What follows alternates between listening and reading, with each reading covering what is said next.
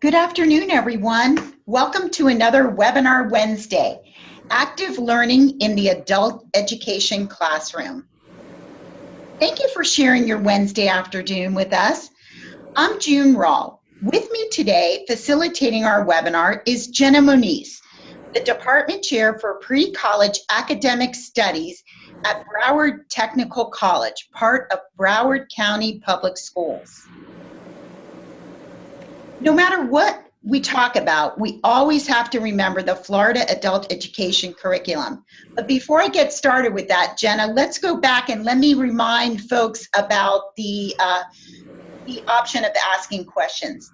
All of you know that if you have a question, you can just type it into this Q&A option on your computer. I will remind you that all of your microphones will be muted, so you're only in listen-only mode. But make sure you do ask questions. Just type them into that Q&A section, and Jenna and I will be answering them throughout the presentation. Also, another reminder that today's presentation is recorded like all IPDAY presentations on the webinars. It will be archived and available on the IPDAY website within 48 hours. Let's talk about some of these curriculum frameworks. No matter what we talk about, we always have to remember Florida's adult education curriculum frameworks. Each course or program lists content standards that are used by local programs as the basis for curriculum development. The standards provide guidance for new teachers who may have limited training in teaching adults who are enrolled in adult basic classes. The standards serve as a basis for what should be taught in the classroom. To assist the implementation of these standards, professional development is provided through local face-to-face workshops, and we'll talk about those a little bit later in the presentation. Remember, you can always get these curriculum frameworks on the Florida Department of Education website or IPDAY's website.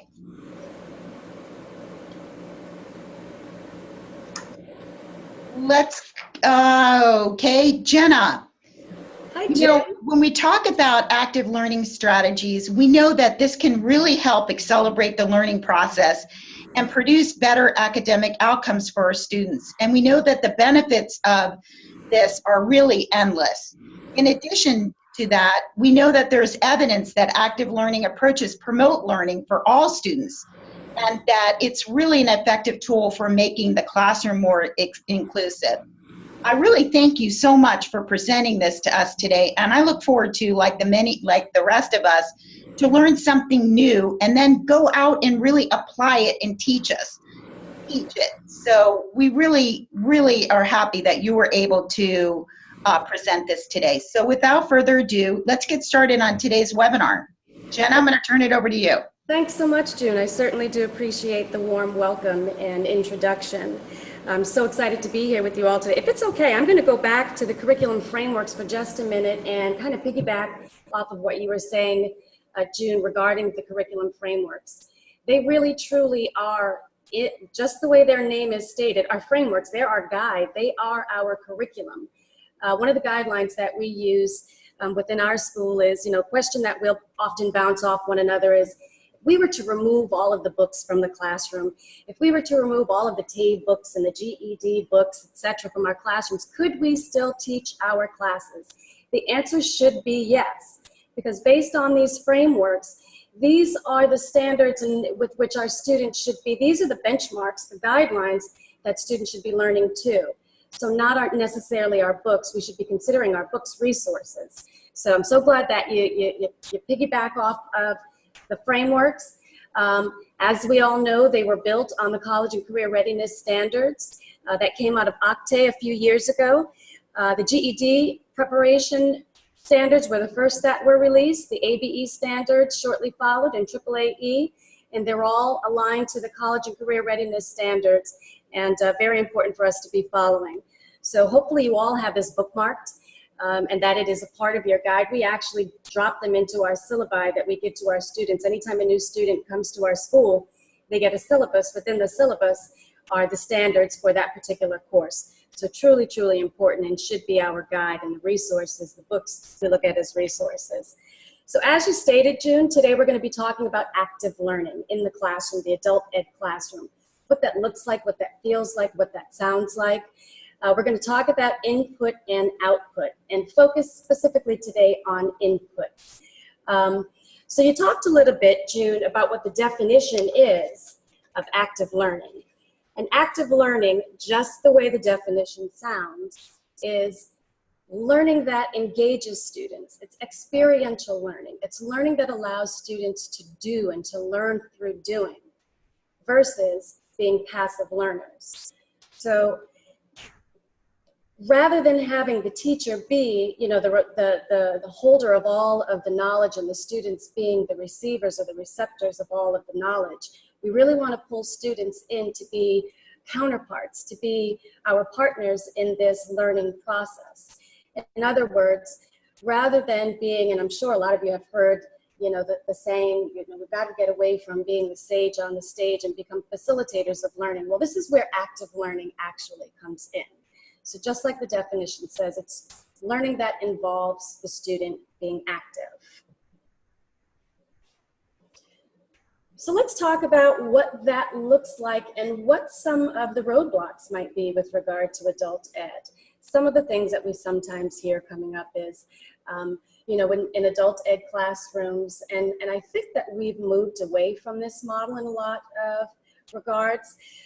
But I remember the days of old where adult ed looked like a student, you know, coming into classrooms and being set up with a prescription and a packet, and the teacher kind of being, you know, the wisdom holder or the expert, and if you needed some help, raise your hand, we'll come over to you. I think that we've made great strides in adult ed in moving away from that extreme model.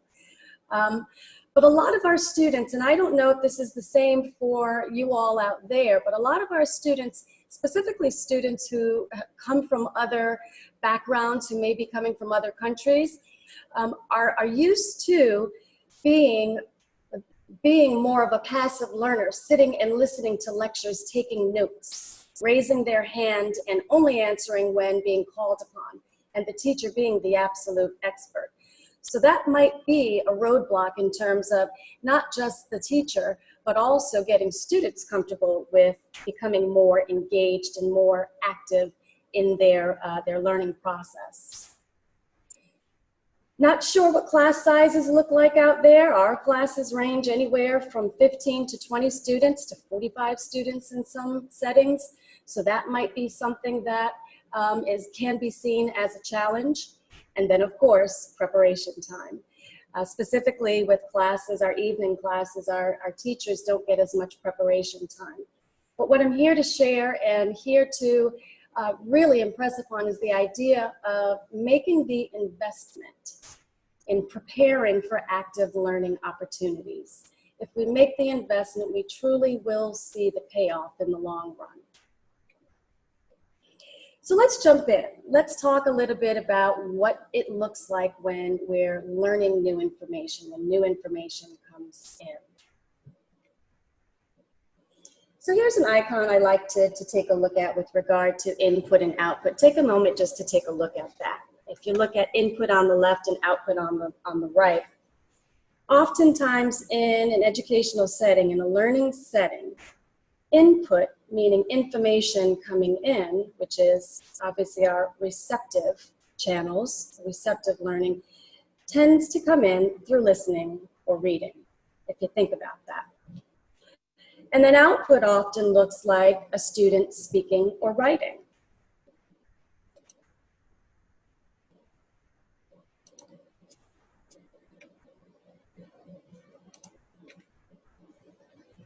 So let's talk a little bit about what happens inside of the human brain and make some relations to active learning and input and output. So while the human brain weighs only 3 pounds, it's got this tremendous capacity to learn almost infinite amounts of information. So the research varies, but what we know is the brain has somewhere between 86 to 100 billion neurons. And each of those neurons have the capacity of forming up to 1,000 connections. which pretty much sounds like infinite potential with the human brain. Powerful stuff when you think about it. Back in the late 1980s, there was a researcher, Marion Diamond, out of the University of California, who did a research study on brain plasticity. And what her study showed with regard to structural brain plasticity is that there was a control group of mice and another group of mice. The control group did not have much exposure to any kind of stimuli. So they were kind of just stuck in a box, very little activity, just food and water, basically. Meanwhile, the second group of mice had all kinds of toys and activities and engagement and ways to interact with one another and to play, which kind of looked like a mouse learning. Well, when they autopsied the mice, the brains of the mice, here's what they found. The mice that had very little interaction or activity had very little neural pathway development.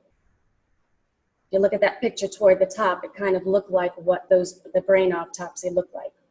Versus the second group of mice who had tons of activity, tons of stimuli.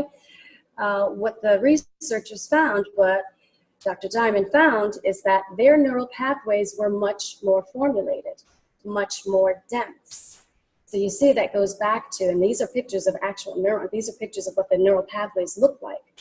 That goes back to the understanding of the more exposure that you have, the more learning that you have, the more neural pathways, the more branching you have set up in the brain.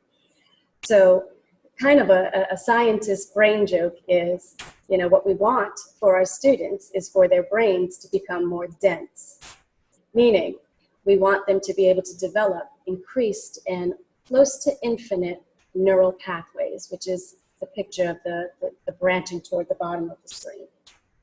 Important to know with the idea of plasticity is that the brain can always continue, a healthy brain can always continue to grow and learn regardless of the age.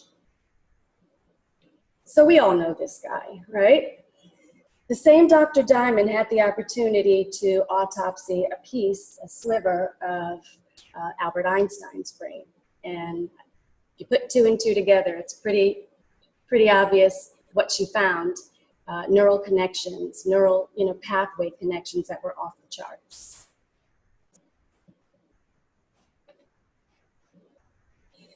So while we're talking about the brain, let's talk a little bit about how the environment, our classrooms, the learning environment affects and can affect learning for a student. Emotions play a huge role with regard to learning.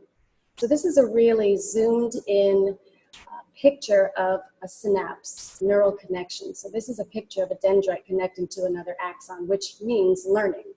So when the brain learns something, one dendrite will connect to another axon, another neuron, which creates synaptic firing. So that is a simulation of what synaptic firing will look like. Well, here's what happens in the brain if a student or a person is anxious, afraid, and let's zoom out for a minute and talk about what that might look like when a student is anxious or afraid in a classroom. For many students, no surprise to any of us in adult ed, they have come from situations and experiences where their first academic experience could have been traumatic in a lot of ways. So we know that a lot of them have come from challenging settings where learning is associated with fear or anxiety. And that fear and anxiety can show up easily in our classrooms. It can show up and sound like and look like a student being afraid to be called on, a student being afraid to use his or her voice, to be called out and asked a question on the spot. So oftentimes, while our intent as instructors are good, we want to make sure and check for learning and make sure that all of our students are learning and keeping up. We want to be aware of those times and places that we call upon certain individual students and separate them and make them feel isolated. We want to always be aware and cognizant. Because here's what happens in the brain. When we're fearful, when we're anxious, when we're feeling even stressed out, certain chemicals are released in the brain. And those chemicals include cortisol, adrenaline, and epinephrine. those chemicals literally get in between the connections of your neurons. So they will stop the synaptic firing, meaning they will literally technically stop learning. So we want to make sure that our classrooms are safe for all students, making sure that students are safe with one another, that comments being made between students are always safe, that our environments are set up to where students are comfortable enough to take challenges, to take risks, but to be in a place of comfortable challenge and never anxious and fearful. So we transition a little bit onto students' learning styles. Many of you are aware of Howard Gardner. Howard Gardner did extensive studies on multiple intelligences and developed the theory of multiple intelligences, which pretty much tells us that, the days of judging students' intelligence on IQ may not be the full picture.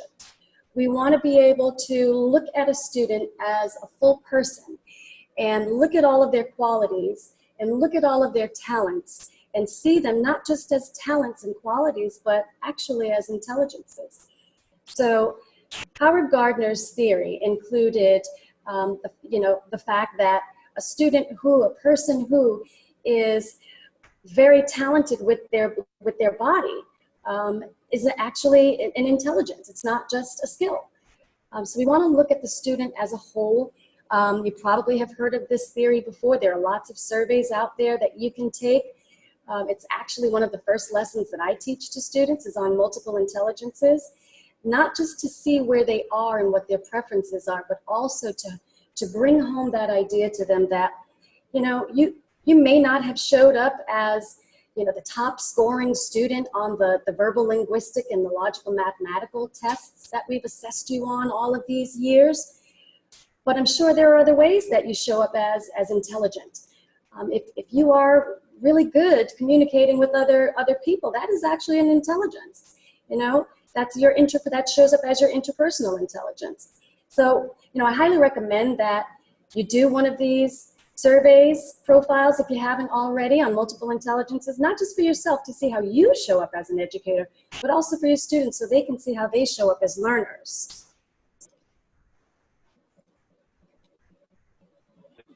And then, of course, there's the VAK chart that we're all familiar with, right? So our learning channels of visual, auditory, kinesthetic. So we're talking about input, information coming in.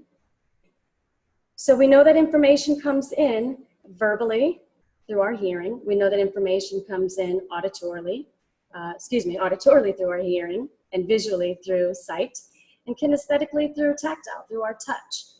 And just like with multiple intelligences, with regard to the VAK preferences, we all do have a profile and preferences. We all possess all of these intelligences that Howard Gardner spoke of. Sure, we may have preferences in certain areas, but it's important to know that while logical mathematical may not be my strongest, I may be more of a musical rhythmic preference person, or these are all skills that you can build with practice and with paying attention and more focus. These are skills that we can build. Same goes for VAK. So when talking about information coming in, receptors, visual, auditory, kinesthetic, and many of you have probably done surveys on yourself. Hopefully that you're sharing these with students, because it's extremely empowering for students to know, what?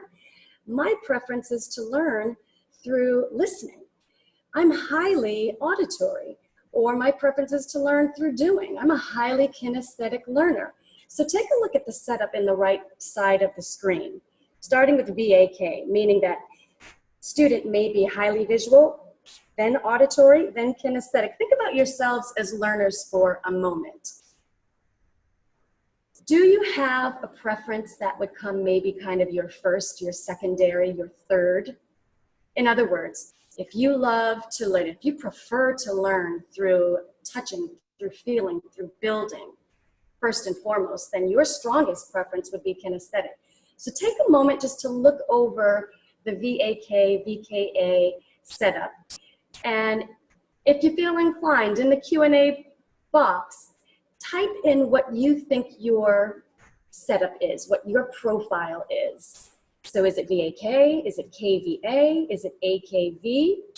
Choose one of those that you think most clearly speaks to how you show up as a learner, what your preferences are as a learner in terms of learning new information, and type that into the Q&A box. I see KVA, highly kinesthetic, then visual, then auditory. I see a traditional VAK, highly visual, then auditory, then kinesthetic. VKA, great. I always like to get a gauge of where our teachers are with regard to VAK. I'm curious to see if, you know, educators tend to lean toward one edge or one side or another. But again, important to know not only how you show up as a teacher, but also how your students show up in class.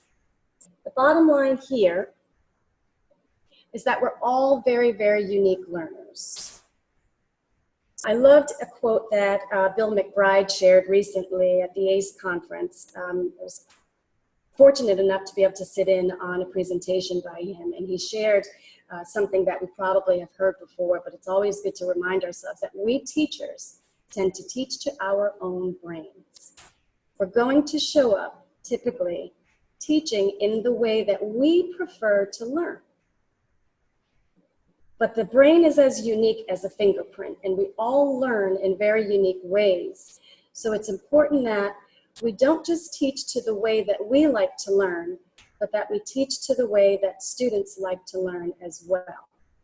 Now, it's hard to sit and gauge every single student and to get, you know, a really specific profile on every single student who may be in and out of our transient classrooms. But if we provide options, if we provide opportunities for variety, then we're much more likely to hit upon and differentiate toward a variety of our learners' needs. So variety is the key here. So let's take it back to listening and input and how information comes in. If you remember that chart that we looked at a couple of slides ago, was we're talking about listening and reading. Let's first focus on listening. So some of the keys that we like to share about making sure that our speaking is comprehensible for all students, and not just English learners, although we probably have a lot of English learners in your class, but for all students. The brain takes in so much information throughout the course of a day. There are traffic sounds and doors opening and closing and people walking by, and with the cell phones and technology now, there's so much stimuli and so much information coming at us and at our students that it's important that we are purposeful in the language that we use with our students, especially when we're teaching a lesson that has to do with new and sometimes complex information. So some of the keys to remember that we like to talk about has to do with economy of language, being really meaningful and purposeful with the language that we use in front of the class. So, you know, we're being careful that we use a pace that is slow enough for students, you know, to understand us, that we enunciate, that we do certain easy things like point toward things. Let's show students what we're talking about, especially if it's you know, we've got a lot of content to cover, and our pace may be faster. Show students. Use demonstrations, obviously, right? Use wait time. So lots of our students need time to process something that we've just said, especially students who tend to be kinesthetic learners. Kinesthetic learners tend to need more time to process information coming in. So if we're asking a question, we're not immediately waiting for the response, but we're allowing for some wait time to get multiple responses in. Using gestures, making sure our language is concise. Again, with the economy of language, we don't think too much about the little itty-bitty words in between our big words that can sometimes throw a student off, especially English learners. So if we have a vocabulary word that's important, focus on that important vocabulary word. rather than the little itty-bitty, transition, preposition types of words. And then, of course, repetition and paraphrasing. Say it over and over again. And we'll talk a little bit more about not just us as educators saying it over and over again, but what it looks like when the students have that opportunity to do that actively. Again, this may relate to our English learners, but not just the English learners. But for just a moment, some of you out there may have students who tend to come from certain countries. I know in South Florida, we're in Broward County, and that's tucked between Miami-Dade and Palm Beach. And our most prevalent languages in South Florida are Spanish, Haitian Creole, and Portuguese, which are all based on Greek and Latin languages. So with English learners, one of the tricks that we like to teach our students that unlocks, some say up to 70% of the English language, is just to remind them to ask themselves, do they recognize this word? Do they know this word in their first language? Have they heard that root before? And if they are strong readers or proficient readers or listeners in their first language, then it can unlock a large portion of the English language for them. So just a quick key trick to share with English learners is just, hey, students, ask yourself, do you know this word in your first language? And these are students who may speak Portuguese, French, Romanian, Italian, any of the languages that are based on Latin.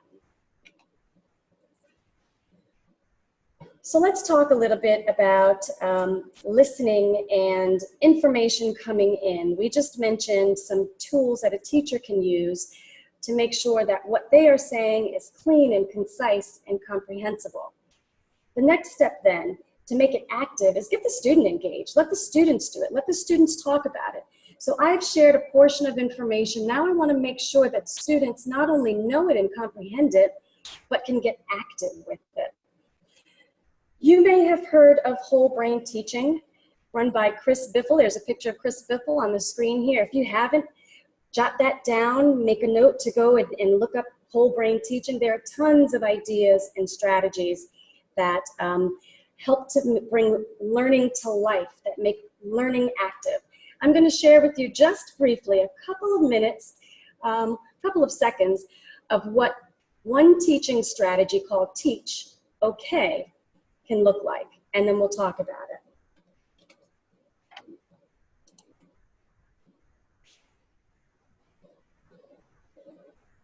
I'm going to use power teaching to teach power teaching. Give me an ooh. Ooh. Now when I say class, you say yes. Class? Yes. However I say class, that's how you say yes. Class, class. Yes, yes. Class, yes. Classity, class. Classity, yes. Now, when I say teach, you say okay. And what I want you to do is, when you say okay, I want you to turn to your neighbors. Using gestures, teach your neighbors everything I've taught you. I've taught you the class yes and the teach okay. Here we go. Teach! Okay! So, he says class, he says yes. However, he says we say yes. He says teach, he says okay. Yes! Yes!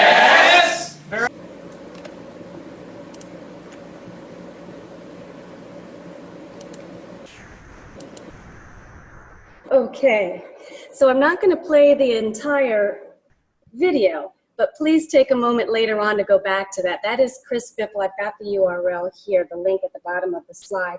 Here's the gist of this. It's a chunk of time that students are then repeating back, paraphrasing back a portion, a chunk of information that they've recently learned.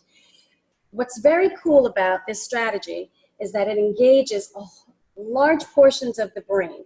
You've got your visual, auditory, kinesthetic learning channels all firing at the same time. And because of that, you're getting more of the brain engaged, which means information is not only better processed and memorized, but also it makes it easier to transfer to a new topic. So that's just one quick learning strategy that you could use with anything. So in the video, Chris Biffle was using that strategy to teach that strategy. But you could use this strategy to teach about just anything. In social studies, you could use it to teach about the Constitution and the amendments to the Constitution. In science, turn to your neighbor and teach about the parts of a cell, or independent variables. In reading, you could have students summarize a portion of what you read, or make predictions, or go over vocabulary. So it's a strategy that you can lay over just about any content. It's quick, it's short, it keeps students engaged, and you know that a lot of that information will not only stick, but will be easily transferred to new topics.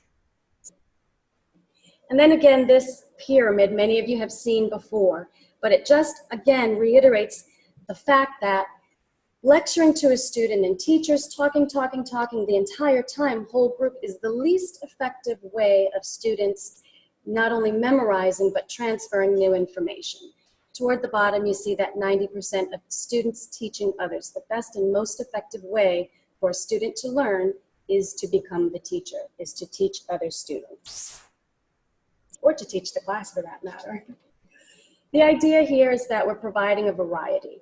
So it's not just the teacher teaching whole group the entire class. It's not the sage on the stage model. But that, now, and don't get me wrong, there are absolutely, certainly times that the teacher is the expert and needs to be sharing a lecture. But we just want to make sure that we're balancing out our classes, that we're balancing out the way that students are learning. So there should be a portion of each class that is whole group, a portion that is flexible groupings. Could be the model that we just saw through Teach OK, could be through a variety of flexible grouping strategies. And then there's time for independent work. As June pointed out toward the beginning with our curriculum frameworks, any of the CCR standards will necessitate a student not only learning the skill, but gradually getting to the point where he or she can perform that skill or that task independently. Well, in the model of I do, we do, you do, that gradual release model, we know that students are going to need practice to get to that point of independence, and this is a way to make sure that we're providing balance each day. Here's another strategy that I like to use when students are in that place of information coming in, listening while the teacher is teaching. So many of you may use Cornell notes or have a style of taking notes, and that's fine. This is an additional quick and easy way for students to take notes that tends to be very memorable. This comes from Quantum Learning Networks, and it's called Notes TM. Notes TM. And it looks kind of like this. So if you see it, it literally is a piece of paper with a fold or a line down the middle. On the left-hand side are your notes that you're taking from the teacher. That's the teacher side. On the right-hand side are the notes or the symbols or the things that I would use as a student to make a connection to myself so that I remember it. In other words, on the left-hand side, with the teacher side, the teacher may be sharing about facts or vocabulary words or formulas, equations, etc. I'm going to write down as a student those most important pieces, that, again, those important vocabulary words, those important concepts. On the right-hand side, I'm going to make a connection. And those connections may be thoughts. Oh, this reminds me of the time that I went to the beach and had a picnic. Oh, this makes me feel a certain way. And images, drawing a picture there so that it draws upon the visuals, or asking clarifying questions. So this is where a student would make connections to themselves. So you can sometimes think of Notes TM as the teacher and me, or the teacher or the M meaning meaning, the student drawing meaning. Here's a picture of what that could look like. Again, Notes TM, simple piece of paper, folded in half, line drawn down the middle, the teacher information on the left, the student information on the right, the teacher talk, and the notes and connections to myself on the right as the students. So you see, it could be anything as, oops, I need to fix that, or I have to watch out for that. I remember the last time. What this picture is missing here are visuals. So let's talk about that a little bit. We talked about listening and how information comes in through input through the listening receptor. Another major way that information comes in, obviously, is through reading. So this is an activity that I'd like to ask you all to engage in with me. Indulge me, please. I'm literally going to ask you all out there, all 100 plus of you out there, to close your eyes with me. So you may be sitting in a room with a colleague and you're looking at each other right now like, yeah, right, I'm not going to close my eyes. I'm asking you to do this with me. There's an important point toward the end. So take a moment, get comfortable, and close your eyes. Now I'd like you to imagine, with your eyes closed, it's been a long day at work. You pull up at your home, you go into your house, you close the door, you grab your favorite refreshment, you sit down and have a seat. Then you hear a car beeping, beep, beep, beep, beep, as if it's backing up in front of your house. You go to the front door, you open it up, and there's a limousine parked in your front yard. The door slowly opens up. Believe it or not, out of that door steps the Oprah Winfrey. And she's got something for you. Okay, open your eyes. So at this point, I'd like to ask you what that experience was like. This is something that you can later on share with your students. Someone be brave enough out there to write a line in the Q&A box about what that experience was like. Tell me what, so I've got my eyes closed still. Tell me what that was like for you.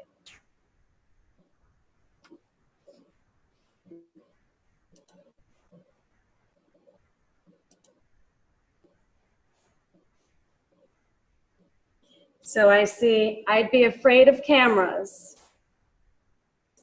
I'm excited, it's Oprah. I envision a new car.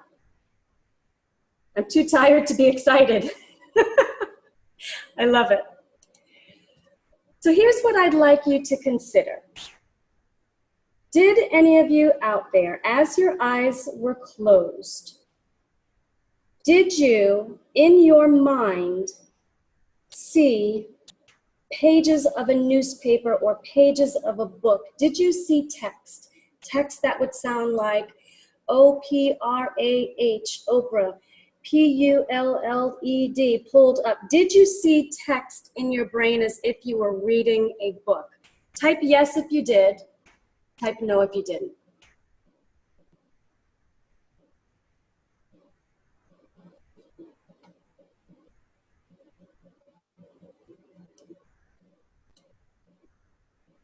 Lots of no's. So the question again was, as your eyes were closed and I asked you to imagine this experience happening, did you see this like you were reading a book?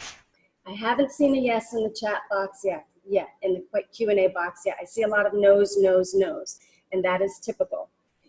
And the reason why is because our brains do not think like we're reading a book. Our brains do not think in text. We don't think in letters.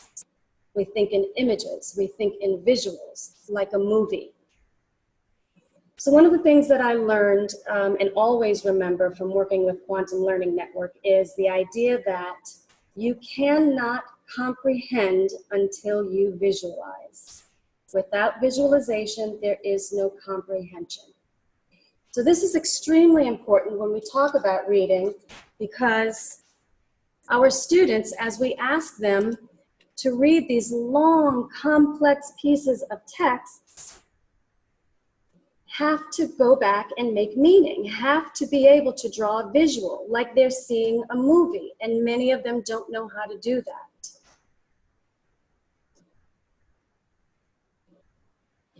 With regard to the CCR skills, we are asking students to read increasingly complex pieces of text.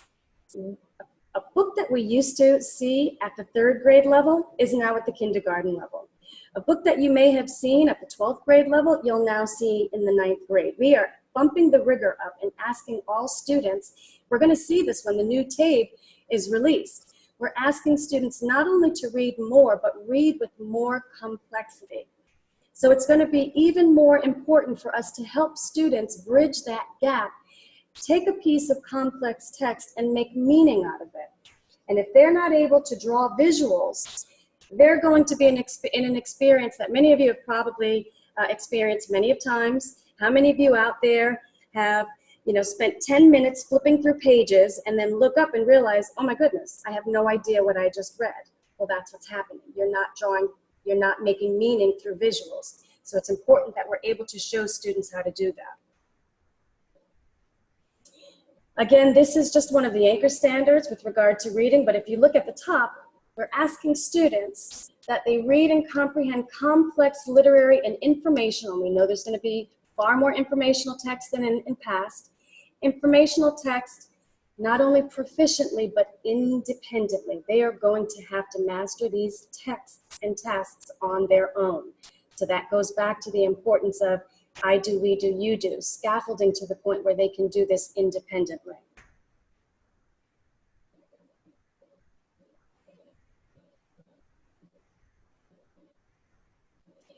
This is a chart that I like to show students, and it's something that students who are strong readers or strong readers do naturally without even having to stop themselves and go through these steps. But if they're not at that point and they need to be scaffolded to that place, here's a chart of what a good reader actually does. So we're asking students not to read 3 and 4 pages of text before they stop and take a break and come up for breath, but read in chunks. And a strong reader will stop themselves after reading a chunk of information and make sure that they comprehend what they just read. So these can also be shared as steps with students. Read a chunk of information, stop yourself.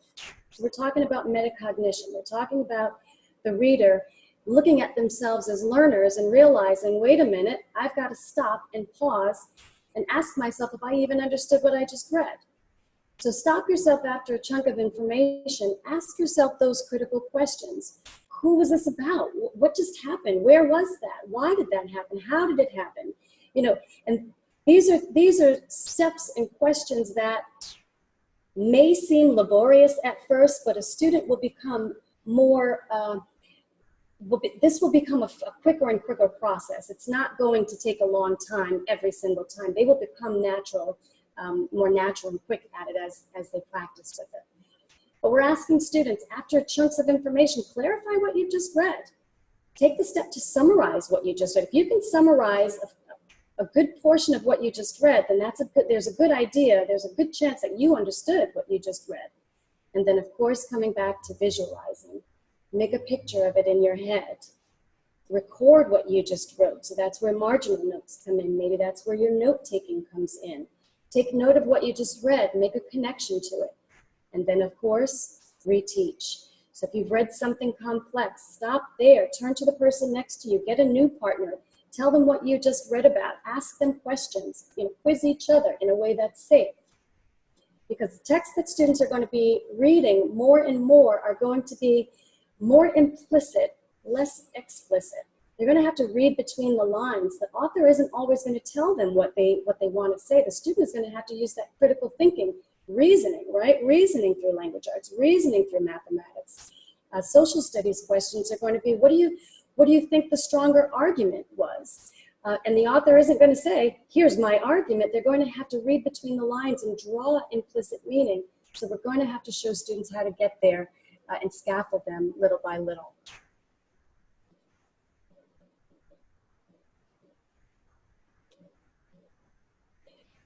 So here are some resources, and we'll make sure that we share these resources with you.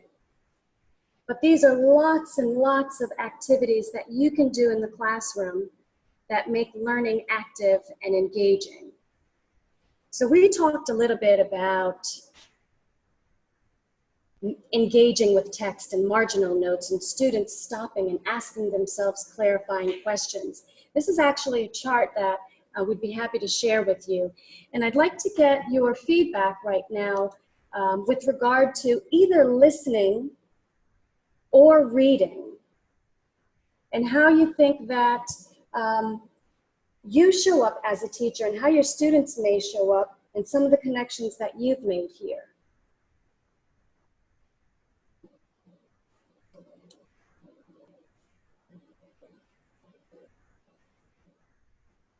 Right. So one of our comments here says, many times students are conflicted with the accents of the college professor, and educators will be required to constantly repeat the tasks assigned. Right. So we all show up as, you know, as human beings with our geographic and cultural and backgrounds, and we may speak in a certain way. You know, I'm a northerner and my accent may be a little bit different from someone that, you know, comes from Texas. So it's always important that we're cognizant of the way that we speak and the way that we show up. So slowing down our pace and making sure to enunciate is critically important.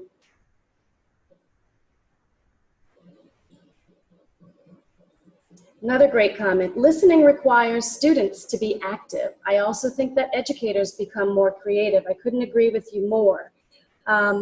Listening should be, and it's okay to tell students, listening is an active activity. That's the whole idea of active learning, is that students aren't passive participants. They're not just receptors. They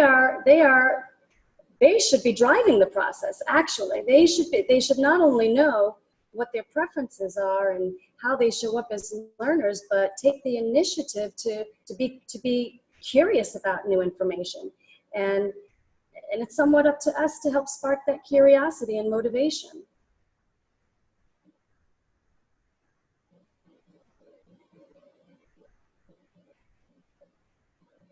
Love this comment. Active listening and active reading are different than listening to a lecture and reading through a passage. Active engagement involves the whole person, as is being presented in this webinar. So we don't talk often about students showing up as whole people and teachers showing up as whole people. But how we teach is just as important as what we teach. If we can't engage the learner, then it really doesn't matter what we've spent all of this time sharing, because if, number one, if they're anxious and not in a good place, and we know that a lot of our students come to us with a lot of life stuff happening. So if they're walking in the door with a lot of life baggage and they can't get through that, then chances are it's going to be difficult for them to get to, you know, the academia, to get to the content, because of all the other life stuff happening. So how can we engage the learner? How can we make them more comfortable? How can we make sure that our learning environment is not one that's going to only trigger some of their triggers, but make them comfortable? In other words, if they're showing up late, if they've got their cell phones out, if they're doing things that may be your trigger as a teacher, maybe us stopping for a moment and asking, I wonder if things are happening in the student's life. And then obviously, you know, never embarrassing a student in front of the rest of the class and saying, but maybe pulling them aside privately. Their lives oftentimes get in the way. And we want to make sure that we make room for it.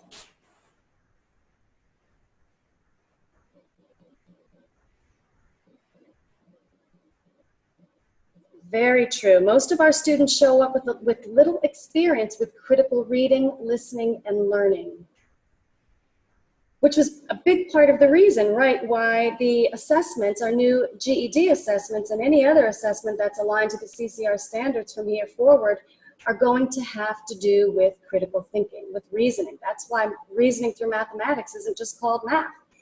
They don't want to know, you know, we don't just want to know that students can do a formula and do computations, but how can you do a formula and computations in a larger context that may be real world, more real world?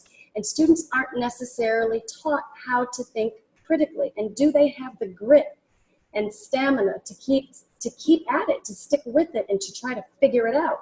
Oftentimes, I'll speak for my teenage son, who will quickly call us into the room to say, my TV's not working, and then, you know, we'll look down and say, well, did you plug it in? So are we teaching students the skills that they need to not give up? In fact, that's written into the math standards, to stick with it, to have stick with itness, grit, not to give up, to have persistence.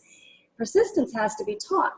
And a lot of our students are quick to give up. Are we teaching them to stick with it, to stay with it, and figure things out? really requires active learning and not just being passive learners. We are past the days of read and regurgitate information, read and bubble in the right answer. We need to know that students are problem solvers and can solve the new problems of the world that we don't even know exist yet. So the standards are pointing much more toward collaborating, the 21st century skills that are about collaboration and being strong communicators and critical thinkers and problem solvers and having the stamina and grit to stick with it and figure things out versus, you know, just reading a flat piece of text and summarizing that, you know, on a knowledge level. If we talk about depth, you know, Webb's depth of knowledge, knowing what they've read, it's beyond comprehension. It's getting deeper, figuring things out.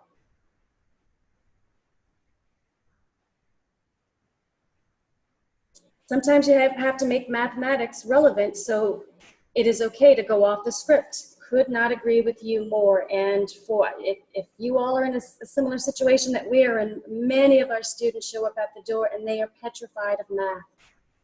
And they show up saying things like, I hate math. I was never good at math. I'm not a math person. You know, and the first thing that we say to them, do you like money? If you like money, then you like math. And that goes back to Howard Gardner's multiple intelligences. While math and logical mathematics may not be your strong suit right now, while you may not feel like you're an expert in math right now, all it takes is time and attention and practice to become stronger and stronger at math.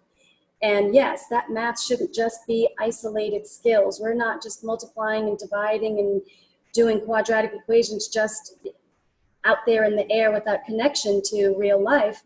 How can you make it creative and how can you make it meaningful? And even if you asked a student to walk into a room, hey, walk into my classroom, take a look at the walls. If we needed to paint these walls, how much paint would we need? You know, how many of us would it take if we've got a day? How long would it take and how much paint would it need? Those kinds of simple questions that, you know, draw back upon the math skills, but they're actually connected to real life.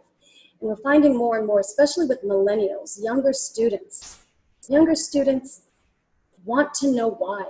They want to be able to, they want to feel like what they're learning is meaningful, that it's purposeful, that it has connection to what they're going to do out there in the world. Not just reading for the sake of reading, but does this have meaning? And in adult ed, in many cases, there are no grades. So we don't even, you know, the students in a traditional middle school or high school may ask, is there a grade for this? And, you know, that might be their meaning. But in adult ed, without grades to attach to assignments, we're even, you know, we have to be more creative with ways that we make learning meaningful. And oftentimes it's just drawing back to their own personal experiences, drawing back to their own lives.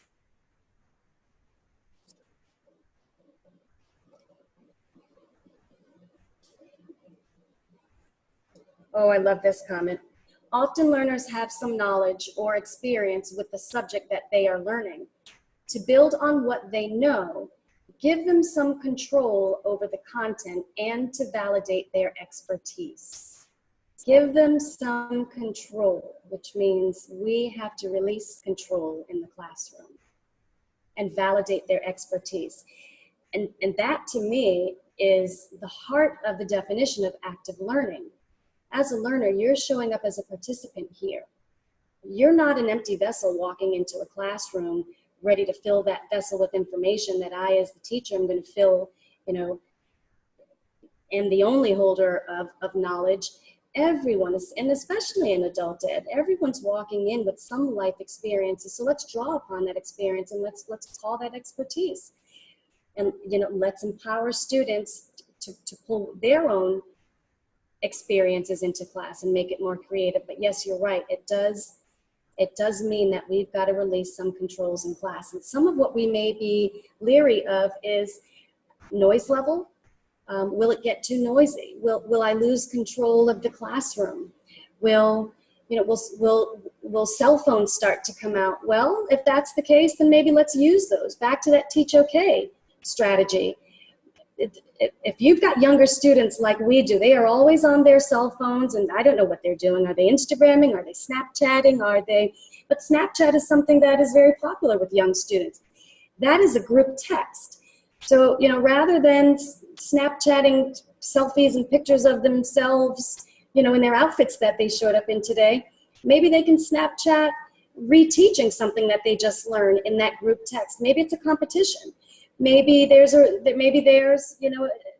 incentive that we can award to that. Maybe that incentive is a GED ready voucher. Maybe it's a real GED voucher. Maybe it is, I don't know, a school t-shirt. But ways to pull in their expertise and experience and capitalize upon what they're bringing in. And for those of us that do not like technology as instructors, we don't have to like it, but we do have to be aware of it. And the more that we're able to pull that in, the more effective we're going to be, because technology isn't going anywhere. And if there's any language that young students speak, it's technologies. So as much as we can get pull technology into the classroom, the better off we'll be. Let's get creative with it. And I think the whole gist of it is creativity and drawing students' experiences and let them get their hands dirty, get engaged and feel active. So I'm aware of the time, and I want to make sure that I know there are lots of comments and questions in the question board, and if we didn't have an opportunity to answer all of those in this setting, we will be sure to get back with each and every one of you through email later on. Again, these are the resources.